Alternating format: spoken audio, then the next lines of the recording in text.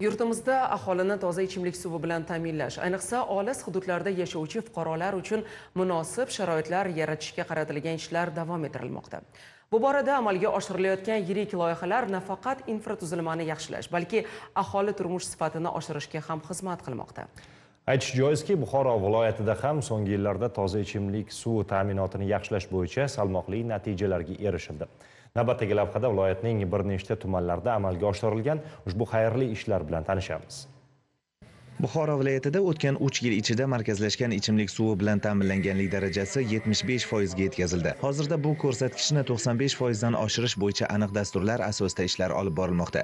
Jumladan prezident qarori bilan Buxoroda ichimlik suvi bilan ta'minlashga qaratilgan yirik loyihalar natijasida olis Shofirkonda 3700 ga yaqin, Kogon tumanida esa 9600 xonadonning ichimlik suvi ta'minoti yaxshilanadi. Shunda ikki tuman kesimida 10 ga yaqin xonadonlarga ilk bor markazlashgan obi hayot kirib boradi.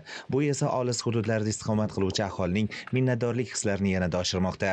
Bizning mahallamizda 1032 ta xonadonda to'liq 33 kilometr ichimlik suv kirib keldi. Davlatimiz rahbariga katta minnatdorchilik bildiramiz.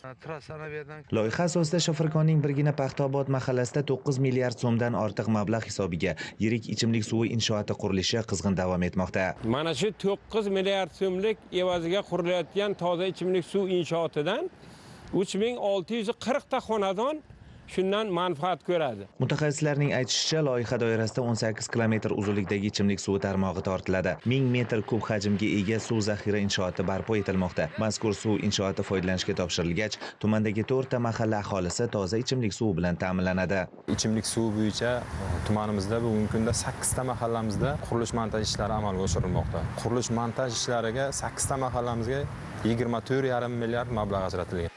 Prezidentimizning tegishli qarori Kogon tumanidagi mahallalarga ham obodlikni olib kirmoqda. O'tgan 2025-yil davomida Islom taraqqiyot banki va OPEC xalqaro taraqqiyot jamg'armasi ishtirokida 2 ta zamonaviy mahalla markazi, 3 ta maktabgacha ta'lim tashkiloti hamda bitta umumta'lim maktabi yangidan qurildi. Endilikda hudud aholisi sifatli va toza ichimlik suvi bilan ham ta'minlanmoqda. Ichki yo'llarimiz betonlashtirildi o'tgan yili. Ko'chalarimiz bizga keladigan yo'llar asfaltlashtirildi. Ichimlik suvini sotib olar shu vaqtgacha. Ichimlik suvi ham quvurlari tortildi.